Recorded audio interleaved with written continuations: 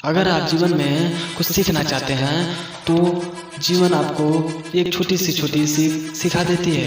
आज मैं आपको एक कहानी बताऊंगा, वो भी एक तितली की कहानी। एक बार एक व्यक्ति एक तितली के कुकुन के सामने बैठा था।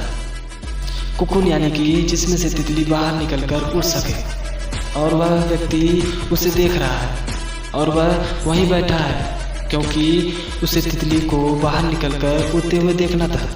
यानी तितली को अपने सुरक्षा कवच से निकलकर उड़ता हुआ देखना चाहता था और वह वहीं बैठा इंतजार कर रहा है कब तितली बाहर निकलकर उड़ सके। और वह देख रहा है कि वह तितली उस छोटे से होल से बाहर निकलने की कोशिश कर रही है और उससे निकलने में बहुत तकलीफ हो रही है, अपने शरीर को खींच रही है और बहुत स्ट्रगलर कर रही है, पर वह बाहर निकल नहीं पा रही है।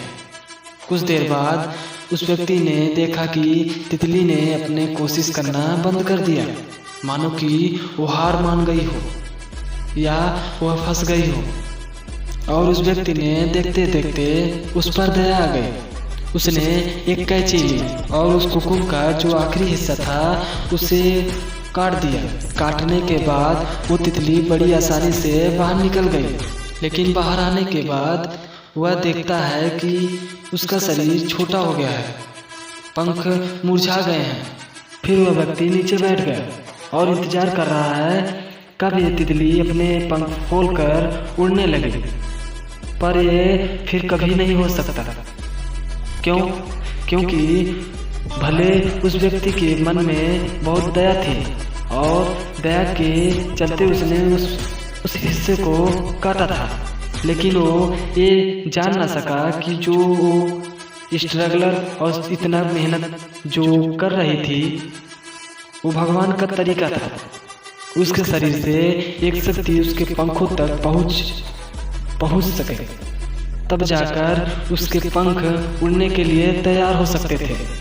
पर वह शक्ति वह मेहनत उस व्यक्ति ने उसे करने नहीं दी और इसी कारण वह तितली पूरी जीवन भर सिर्फ रेंग सकती थी, लेकिन कभी उड़ नहीं सकती थी।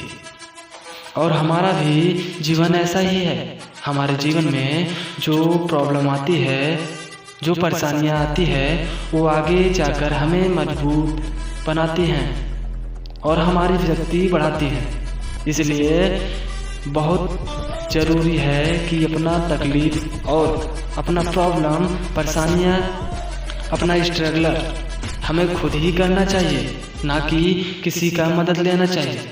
यदि आप किसी का मदद लेते हैं और वो दया करके आपकी मदद कर देता है, आपको आगे चलकर आपके भविष्य को कमज़ोर बना देंगे।